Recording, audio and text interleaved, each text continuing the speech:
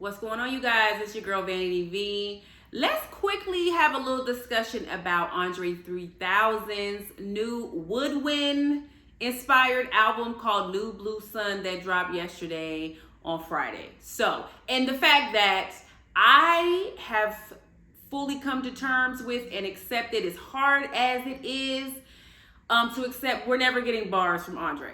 Never. It's never happening. If it does happen, pigs will be flying. It's just not going to happen. And I'm going to kind of tell you guys why. It's not even because of the album. It is because of some of the more recent interviews that he has done. Okay. He did an interview with GQ. He did an interview with 2020. And let me just say this. I thoroughly enjoy Andre 3000's interview.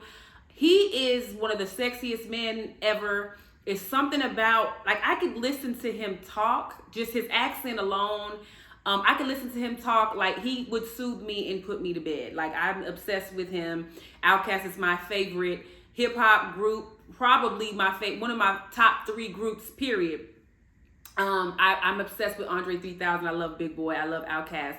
Acclaimed and ATLiens are 2 of my favorite albums. You can listen to them from top to bottom, no skips, all of that. But let me just say this quickly about the album, y'all. New Blue Sun. So I did listen to all of it. I'm going to say this for what you should be able to expect out of the album. Number 1, if you are like me and you like lo-fi music and you like instrumentals and things like that, you might like this album. I love to like meditate and relax, just maybe light a candle and just in my house, just chill out while I'm cooking and listen to music like that. Again, I'm a big lover of lo-fi. Not that it's reminiscent of lo-fi, because I feel like there's more bass in music. There's more mixed and masteredness in lo-fi. But I will say each one of his songs is kind of, first of all, the song titles are hilarious. The most brilliant, well thought out song titles that I've ever seen in my life. But each one of the songs I've noticed is kind of a build up and like a crescendo to something more. So the song kind of starts out slow and then it kind of builds up. And it does make you feel something, okay? But if you are the person that you like this twerk music, you know what I'm saying? Like, if you like real hard beats, like, you're not gonna like this album. So this is just a disclaimer, okay? Will I be listening to this album all the time? Absolutely not. As much as I love Outkast and Andre 3000, I'm not going to be playing this all the time. But I will play it when I'm in one of my chill moods. You can like light incense and chill. It's very Love Jonesy. You know what I'm saying? Like, it's just a chill album. I believe it's 8 tracks, so it's not like it's, but each song is very long, okay? But yeah, you're not gonna get something that you gonna like dance to. It's not that, okay? So that's just as much as I'm gonna kind of give from the album. Again, it's not something I'm gonna be going back to every second, okay? So let's talk about the fact that, again, we are not getting no bars from Andre. Now, I realize this man is very much a recluse, you guys. And we knew that, we get spottings of him over the years playing his, his flute and his clarinet and all the little bass, clarinet and all that. But I didn't realize the severity of the social anxiety that he has, and the fact that he just is nervous about performing. And I don't think Andre knows he's the man. As a matter of fact, I know he doesn't know that. He has even said it. He is at a place in his life, where he wants to be very regular. He doesn't want, paparazzi following him. He has said that. He was like, look, this man goes to the laundromat, child, to do his clothes, wash his clothes. He was like, I like moving and shaking in the world without having to have, I'm certain he doesn't have like security with him. He was like, I want to be a regular civilian.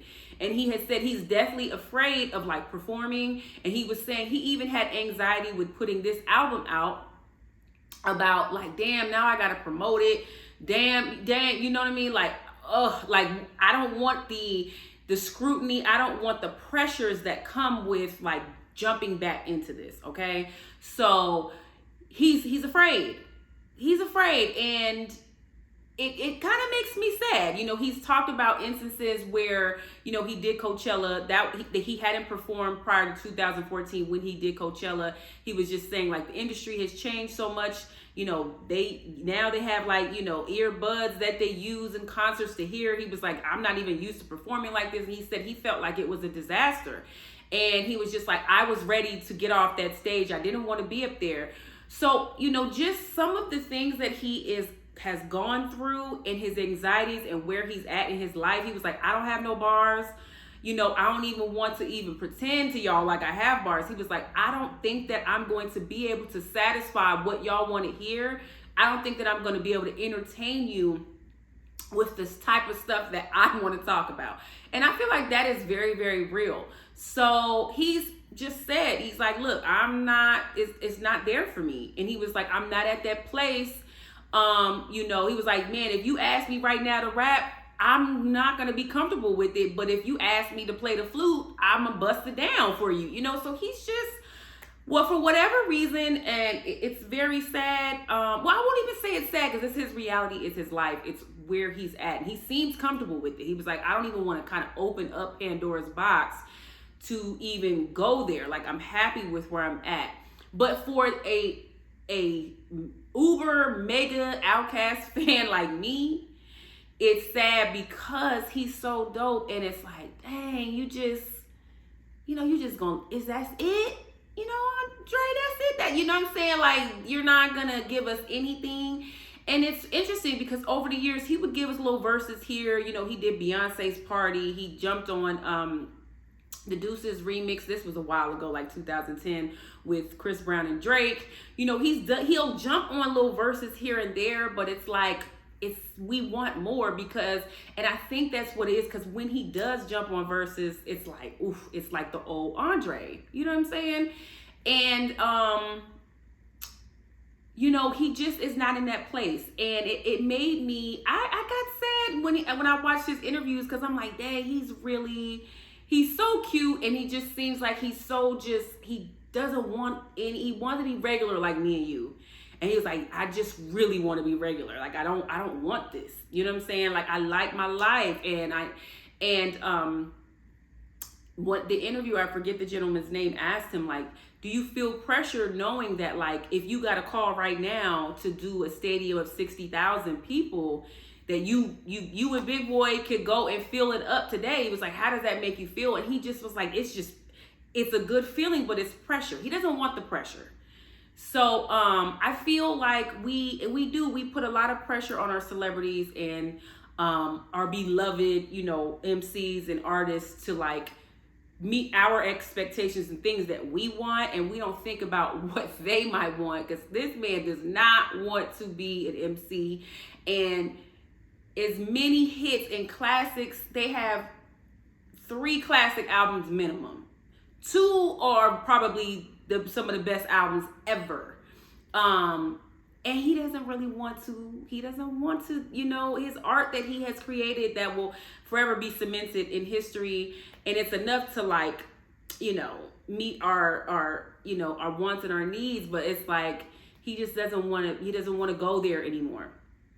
Another thing that I thought that was interesting, revelation from all of this, I have wondered over the years, like, is Big Boy frustrated? Is he like, dang, you know what I mean? Like, because for real, y'all, they kind of left at the top. You know what I'm saying? They kind of stopped performing, stopped putting albums out at the height of their career. They just abruptly stopped. And I've always wondered, like, okay, is Big Boy, do they got beef? Did they actually break up? And they didn't. And I even went and looked at some interviews that Big Boy has done, because I do like Big Boy a lot too. And don't get it twisted, Andre is dope, but Big Boy is dope too. He doesn't get enough credit as an MC either. However, he was like, no, we're close. We hang out still. Like, we was just at, Big Boy's son's game. He in college and all of this. Like, we hang out, we do barbecues on the weekends. Like, we're still best friends. The music aspect is just out of it. And I went to, Big Boy's page. He seems like he's, the biggest cheerleader for Dre. He was promoting this new album. And so I think that kind of made me feel good, because I've always had that feeling like, dang, are they beefing? And to know that they're still in a good place, you know, that is like a good feeling, because it's like you hate it when your favorite groups, they break up and then they're beefing and they have issues. And at least you know that in the event that Andre 3000 does change his mind and he's like, okay, maybe we can, you know, I'll dip my toe in a little bit. We can do a little performance here or there. At least you know they're in a good place that it will happen. You know what I mean? Because he has said Big Boy's like sitting on gold. He's ready, you know, because Outkast is the best hip hop group ever. That's never gonna change. I don't care what group comes out. And I love me some Mobb Deep. I love Wu-Tang. They're up there too. But Outkast is the cream of the crop, the absolute best. So, but yeah, y'all, we're not getting no bars. It's just never happening. And I wasn't sure, you know what I'm saying? Because Andre 3000 doesn't do interviews. You don't really hear from him. He minds his business. He's very low key. However, he has been stepping out of his comfort zone and talking to us and giving us, you know, some words, some interviews, and this man is not gonna do it. So in case y'all was wondering like me, it's just not happening. But yeah, like I said, his new album is out. You know, I kind of talked in the beginning of this video about like what the album is giving. It's absolutely giving meditation and yoga. So if you like those things, you know what I'm saying, put the album on and rock out and enjoy it. So, but yeah, I just wanted to kind of circle back with you guys, because I know all of y'all, or most of y'all, were probably as excited about this project when he first announced it as I was, and then all of our dreams were torn down when he said it's a flute album. So, but anyway, let me know you guys' thoughts. Have y'all listened to the album? What do you think? Are you disappointed like I am? You know, what are your thoughts? And I encourage you to go and watch his interviews if you are a fan of his, because they are really, really good. So, y'all enjoy the rest of your Saturday. I'm signing off, and I'll talk to y'all soon. Bye-bye.